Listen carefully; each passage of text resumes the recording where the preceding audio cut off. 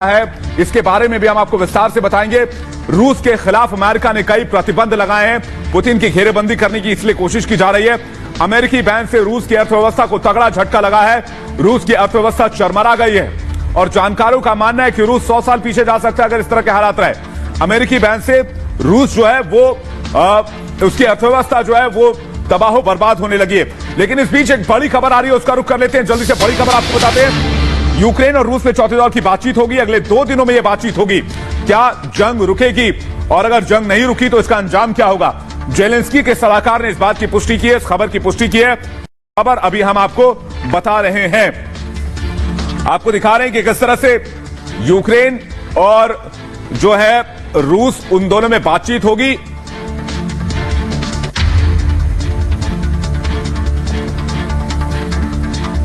तो 3 दौर की बातचीत हो चुकी है, लेकिन अब चौथे दौर की बातचीत होने जा रही है। क्या चौथे दौर की बातचीत में हल निकल पाएगा? लेकिन यूक्रेन को दुनिया भर से कैसे मदद मिल रहे हैं, यह तस्वीर इस वक्त हम आपको दिखा रहे हैं। इस तस्वीर को देखिए, जिसमें आपको साफ तौर पर दिख रहा होगा दुनिया भर के देश यूक्रेन को हथियार और बाकी साजो सामान मुहैया करा रहे हैं ताकि यूक्रेन अपनी जमीन की रक्षा कर सके, यूक्रेन अपने देश की रक्षा कर सके।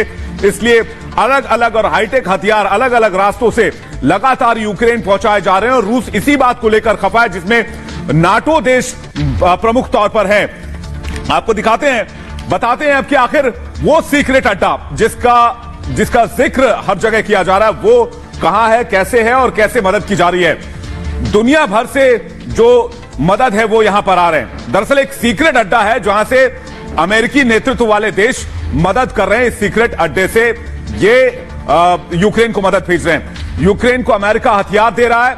इसी सीक्रेट बेस से यहां से हवाई जहाज उड़ान भरते हैं। सीक्रेट एयरफील्ड से इसकी सप्लाई की जा रही है, यह भी जानकारी मिल रही है। यह हवाई अड्डे पूरी तरह से गुप्त हैं, ये सैटेलाइट में भी नहीं आते हैं, इनको कवर करके रखा गया है और हर रोज 17 से 18 विमानों की लैंडिंग होती है, यह भी जानकारी मिल रही है, जिनमें 4 से 5 के करीब अमेरिकी विमान होते हैं जो साजो सामान लेकर आते हैं और इसे यूक्रेन सीमा के बाहर ही लैंड कराया जाता है। दरअसल ये पूरा जो ये प्रोसेसिंग है ये C-17 कार्गो विमान से हो रहा है। इसी विमान से सप्लाई हो रही है। सादी वर्दी में यह सप्लाई करते हैं सैन्यकर्मी, जिससे कि किसी को शक ना हो। इसमें हथियार, मिसाइल, सब कुछ इसे कवर करके लाया जाता है।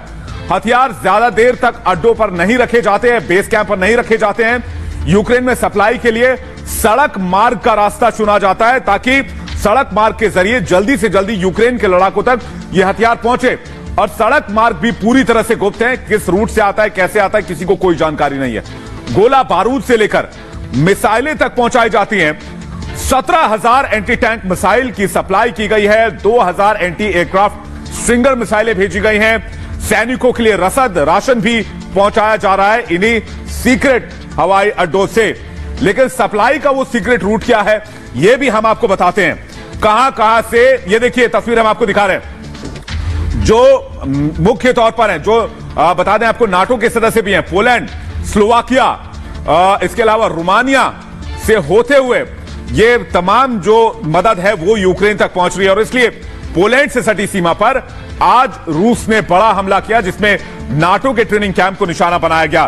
पोलैंड, रोमानिया, हंगरी और स्लोवाकिया से यह सप्लाई होती है और इन्हीं देशों से सड़क मार्ग के जरिए यूक्रेन तक मदद पहुंचाई जाती है।